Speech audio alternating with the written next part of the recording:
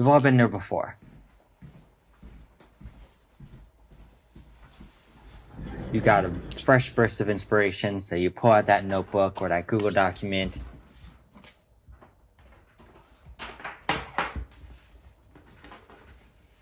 And now what? It's a frustrating place to be in sometimes. But there is something to be said for just lying on the couch and thinking. Because if you don't set aside time for your brain to think and exist, the idea is never going to come to you. And this ties into my first point. You must give yourself time to think about it. So it's hindering the creativity if you don't give yourself any time in your day for your brain to think, for your brain to exist and just be. So if you're always cramming into your day something to focus on, video games, work, school, homework, the idea is not going to come to you because your brain's too busy focusing on those things.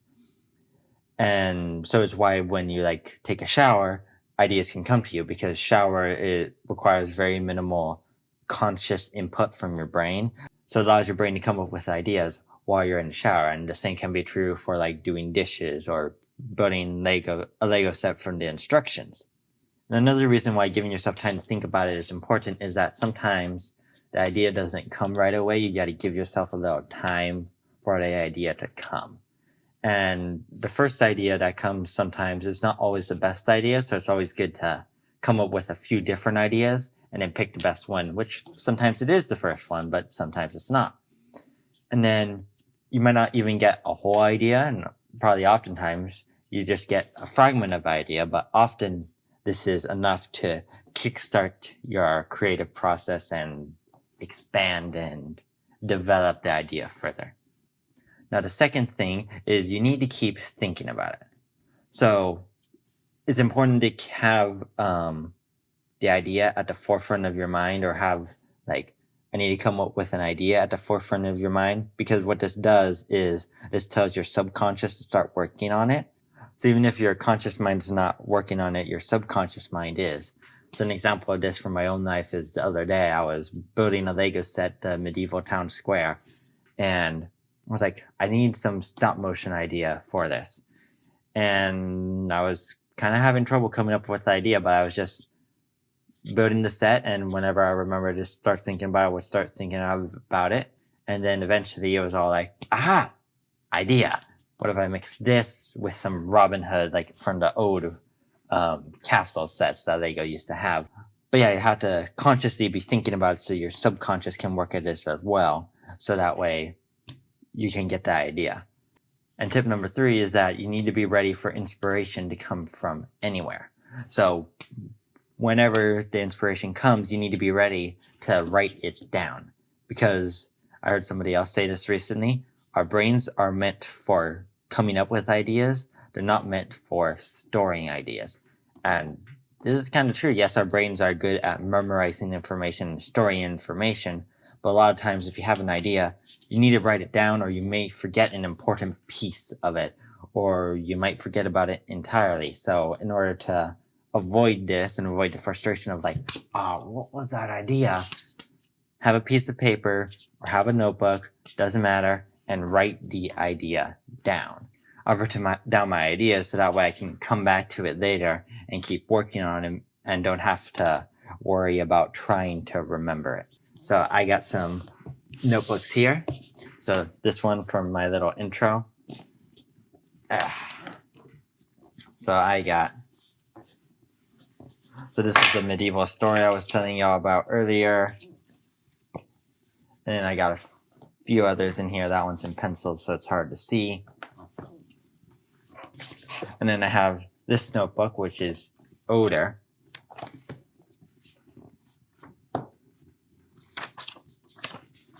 But it's got some stop motion ideas. It's got some live action ideas. And I probably can't tell you all of these off the top of my head. But because I have them written down in here, I don't have to remember any of that information. It's all in this notebook. It's all in this notebook or wherever else I store it, because I think I got some scraps of paper around here with ideas on them.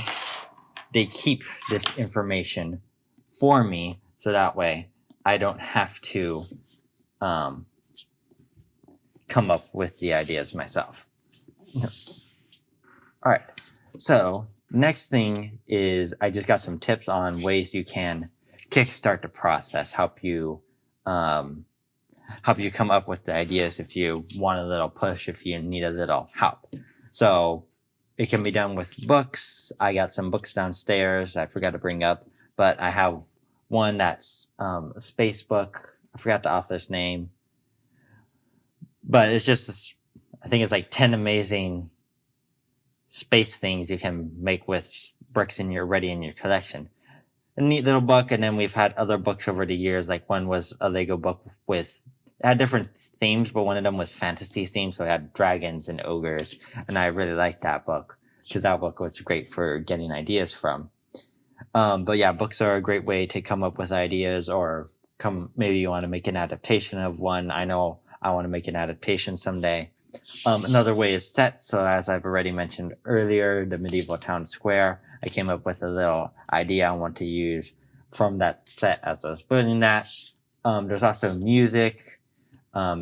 Certain music you can like, ooh, that's a great idea. So I'll pull up some of mine because I know I've got a few just as examples, but just some I've garnered, over time. Where are we? There we go. Oh yeah, I know I want to make a jetpack joyride one someday. Let's see. What else? There's various songs that I wouldn't mind making a music video out of, various epic musics, etc. But some of these I just save because I think they would make good background musics and stuff.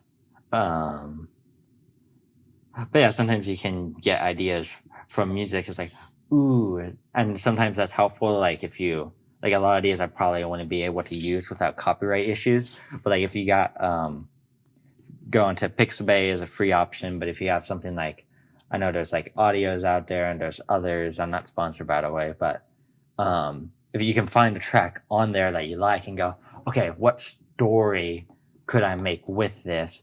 And that would help your process, because then after you make the thing, you don't have to go, okay, now I need to find some music for this. And then the final thing is inspiration can come from YouTube videos. So I know I got one, I think it's called Science Fair.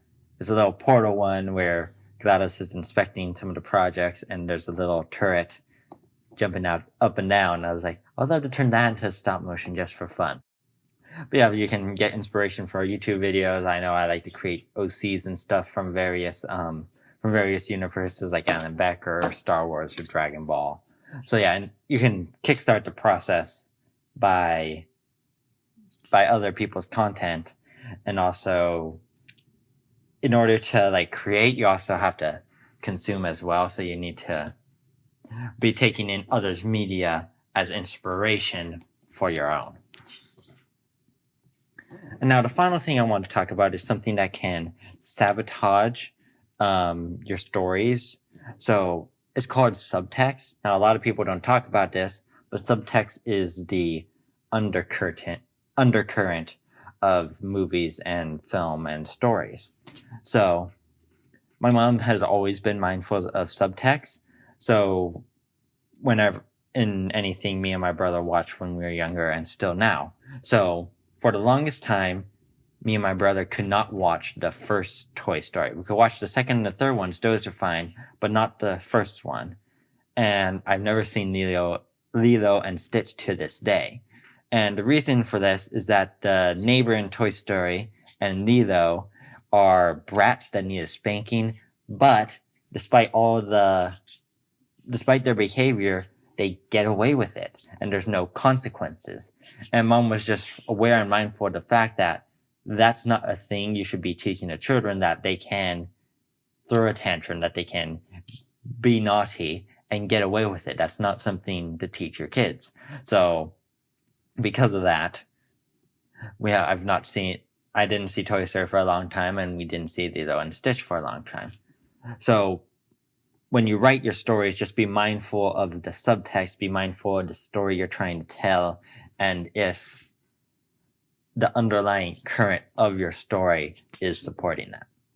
So after you've gotten your story, if you would like to turn your idea into reality, then you can click on this video right here. And this video talks about all the different things you need to make a stop motion today right in your own home. Thank you for watching. See you next time.